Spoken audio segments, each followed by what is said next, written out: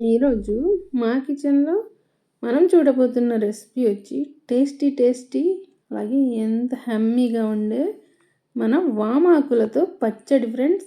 ఈ వామాకుల పచ్చడిని ఈజీగా అలాగే ఎంత ఈజీగా ఎలా తయారు చేసుకోవాలో వీడియోలోకి వెళ్ళి చూద్దామా. హాయ్ ఫ్రెండ్స్, నేను మీ దిల్లు. హలో ఫ్రెండ్స్, నేను మీ Karishma. Welcome to Dillu Karishma's kitchen.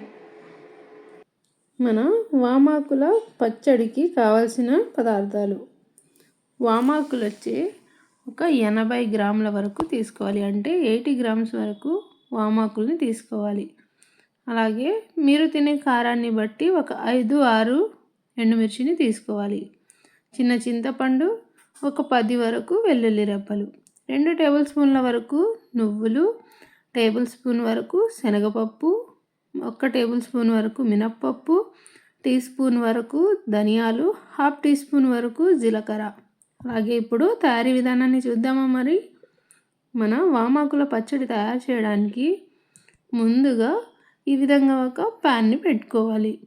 Stove on చేసుకొని ప్యాన్ హీట్ ఎక్కిన తర్వాత అందులోకి ఈ విధంగా నువ్వుల్ని యాడ్ చేసుకోవాలి.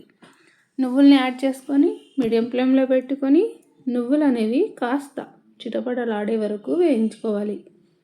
ఈ విధంగా ఇలా నువ్వులు వేగిన తర్వాత నువ్వుల్ని ఒక చిన్న బౌల్లోకి ట్రాన్స్ఫర్ చేసుకుందాం. ఈ విధంగా నువ్వుల్ని చిన్న బౌల్లోకి తీసుకున్నాం కదా.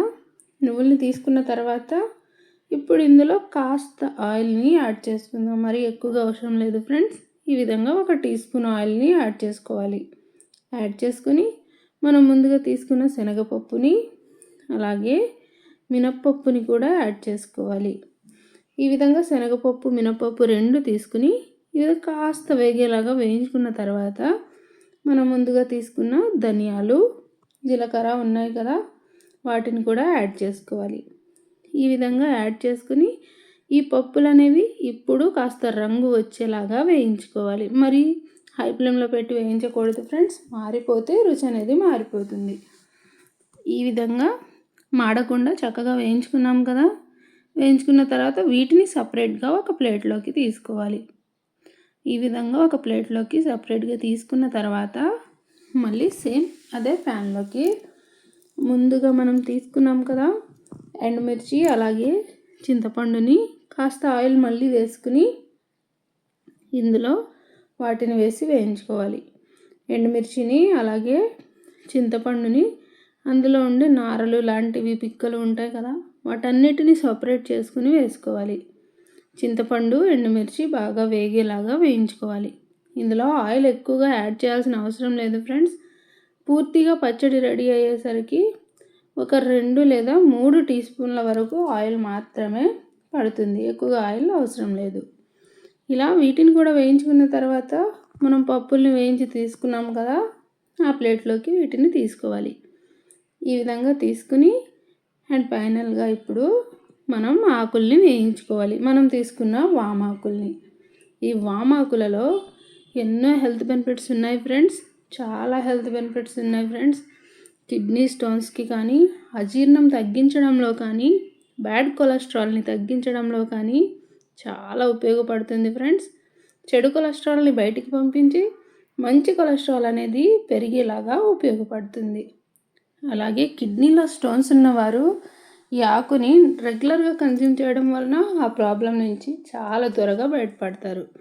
ఈ విధంగా బాగా చక్కగా పసుపును కూడా కొద్దిగా యాడ్ చేసుకుని ఆకంతా కాస్త వేగేలాగా వేయించుకోవాలి. ఈ విధంగా మరి ఎక్కువగా వేయించాల్సిన అవసరం లేదు ఫ్రెండ్స్. ఈ ఆకుని చూస్తున్నారు కదా, దగ్గర నుంచి ఈ విధంగా వేగితే సరిపోతుంది. ఇలా ఆకు కూడా వేగిన తర్వాత పూర్తిగా అన్నీ చల్లారేలాగా పక్కన పెట్టుకోవాలి. అన్నీ చల్లారాక మనం వీటిని గ్రైండ్ చేసుకుందాం. ఆకు చల్లారిపోయింది, అలాగే మనం ముందుగా వేయించుకున్న పప్పులు కూడా పూర్తిగా చల్లారిపోయాయి ఫ్రెండ్స్. చల్లారిపోయిన తర్వాత ఇలా ఒక చిన్న మిక్సీ జార్ని తీసుకుని అందులోకి ముందుగా మనం నువ్వుల్ని ఈ విధంగా గ్రైండ్ చేసి తీసుకోవాలి. నువ్వులు ముందే గ్రైండ్ చేయాలి ఫ్రెండ్స్. అన్నిటితో కలిపి మనం గ్రైండ్ చేసామంటే నువ్వులు అనేవి సరిగ్గా నలగవు. అందుకనే ముందు నువ్వులు అనేవి గ్రైండ్ చేసుకున్న తర్వాత అందులోకి ఇప్పుడు మనం వేయించి పెట్టుకున్న పప్పులు, చింతపండు అలాగే ఎండుమిర్చి కూడా వేసి ఈ విధంగా కాస్త బరగ్గా గ్రైండ్ చేసుకోవాలి. ఇలా గ్రైండ్ చేసుకున్న తర్వాత ఇప్పుడు ఇందులోకి మనం ముందుగా వేయించి పెట్టుకున్న ఆకుని యాడ్ చేసుకోవాలి. వామాకుని ఇలా వామాకుని యాడ్ చేసుకోవాలి. ఈ వామాకులు అస్సలు తినని వాళ్ళు ఉంటారు కదా ఫ్రెండ్స్. వామాకులతో రసమా, వామాకులతో పచ్చడా ఇలా అనేవాళ్ళు కూడా చాలామంది ఉంటారు ఫ్రెండ్స్. అలాంటి వాళ్ళు ఒక్కసారి రుచి చూసారంటే, అలాగే ఇందులో ఉండే హెల్త్ బెనిఫిట్స్ తెలిసిన వాళ్ళైతే ఖచ్చితంగా కన్జ్యూమ్ చేస్తారు. చూస్తున్నారు కదా, ఈ విధంగా ఆకుని యాడ్ చేసుకుని వెల్లుల్లిని వేసుకుని రుచికి తగ్గట్లుగా ఉప్పును కూడా యాడ్ చేసుకుని ఈ విధంగా గ్రైండ్ చేసుకోవాలి.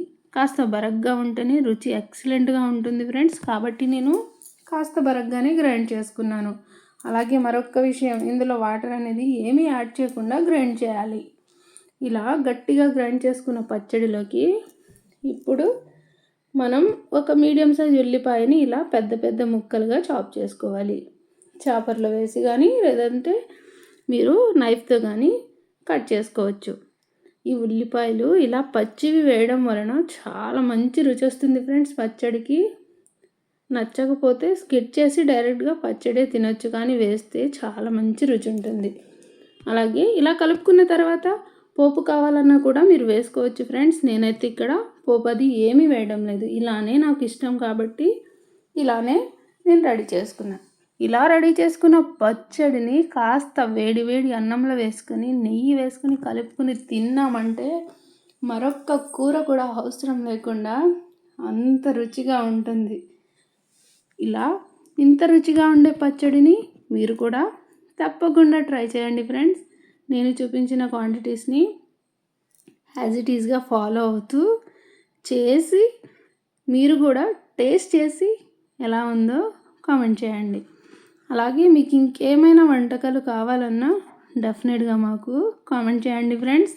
మేము చేసి వీడియో అనేది ఖచ్చితంగా అప్లోడ్ చేస్తాం.